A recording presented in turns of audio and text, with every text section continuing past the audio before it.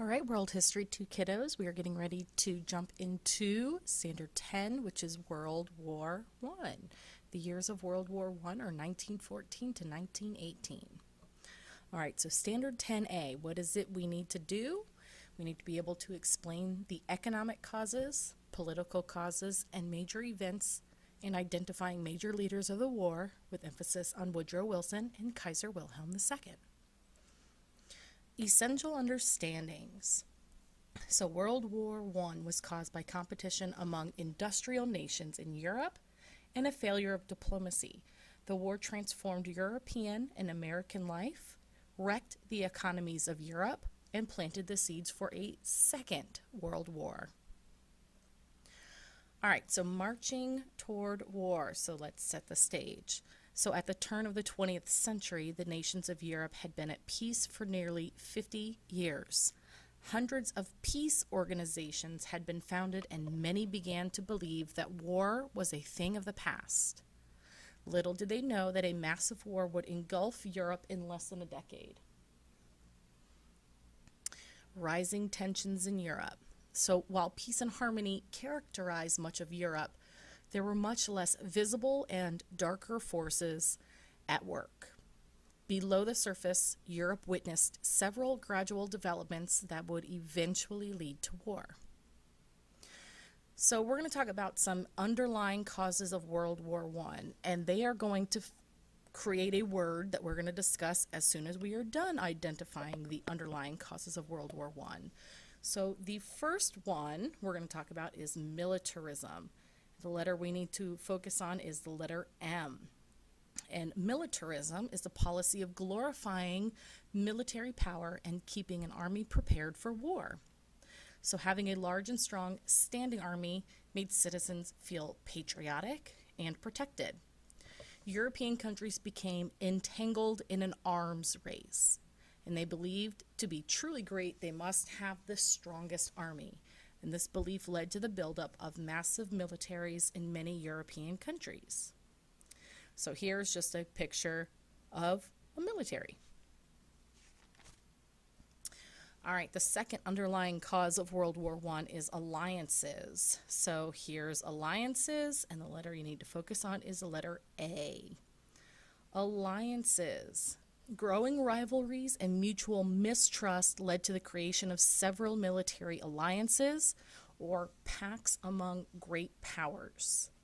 The alliance system was begun to keep peace in Europe, but in the end, it would help make the war a global conflict. So an easier way to remember what an alliance is, it's like if you were in a fight, your alliance are the people who have your back in the fight.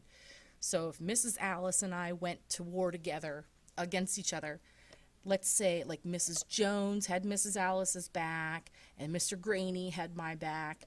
Mr. Graney would be my alliance and Miss Jones would be Mrs. Alice's alliance.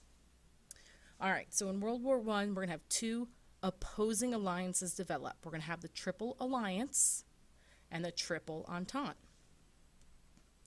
The Triple Alliance are the countries of Germany, Austria-Hungary, and Italy. So here we see Germany, here we have Austria-Hungary, and here we have Italy. Triple Entente are the countries of Britain, France, and Russia. So here's Britain, here's France, and here's Russia.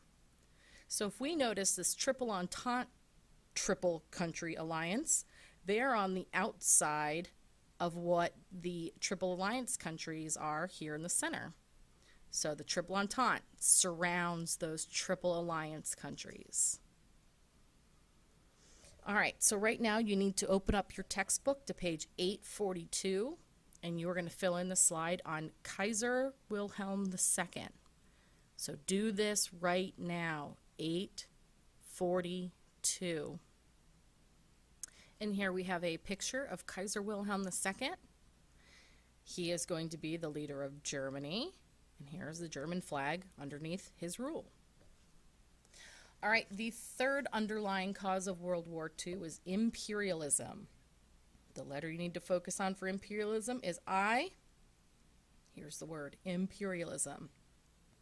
We just got done learning about it. Imperialism is a policy of building an empire. So the race to build the largest empire that took place in the late 1800s caused tensions between European countries to rise. European countries wanted to be the best and have taken that goal to the extreme by overtaking Africa and Asia, which we just learned about. Here's a political cartoon on imperialism. England is this gentleman in the center, labeled England, and he's got a bunch of arms, and his arms are outstretched and reaching towards other countries. So you have Egypt here, so England is trying to get a hold of Egypt. England has gotten a hold of India and Canada and Jamaica and other countries. All right, so that is just showing you how England is an imperialist nation reaching out and trying to build their empire by taking over these areas. All right, and the last underlying cause of World War I is nationalism, which we've also learned about. Focus on the letter N. So we have nationalism, which is pride in one's country. The race to be the most powerful country caused nationalist tensions to grow. European countries continued to compete for global domination, which led them to the brink of war repeatedly. All right, so these underlying causes of World War I, these are our main causes. So right now you're going to fill in what word goes here. It's the word militarism. A stands for alliances. I stands for imperialism. And N stands for nationalism. These are what is called the main causes of World War I. Main. All right, crisis in the Balkans. A dispute erupted on the Balkan Peninsula that would bring all the nations of Europe into war. The Ottoman Empire, which included the Balkan region, was in decline. Many of the conquered areas were attempting to gain independence. Serbia hoped to absorb all of the Slavic peoples into one nation. Serbia was opposed by the Austro-Hungary Empire, who wanted areas of the Balkans. So here's a map of that area. Here's the Ottoman Empire, and here's Serbia, here's Bulgaria. All right, so this is the area of the world that we are talking about right now. All right, the immediate cause of World War I. If we could place this one event at the top of what started World War I, this is it. This is called the spark. It is the assassination of Archduke Franz Ferdinand.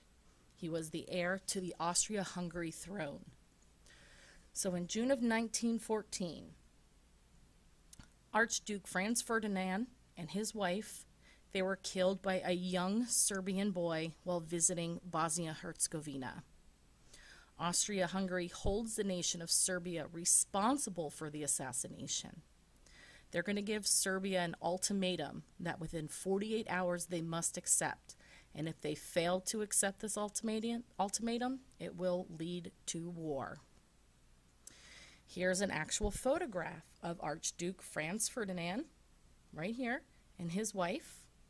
This is them shortly before they are going to be assassinated. All right, the last slide, you need to open up your textbook to page 844, where you are going to learn about the Armenian massacre and fill in this slide. All right, so textbook page 844. All right, ladies and gentlemen, that is it for Flip Class video 39. And we are getting ready to jump more into World War I coming up soon. Hope you guys are enjoying the snow, because I certainly am. All right, I'll see you guys later.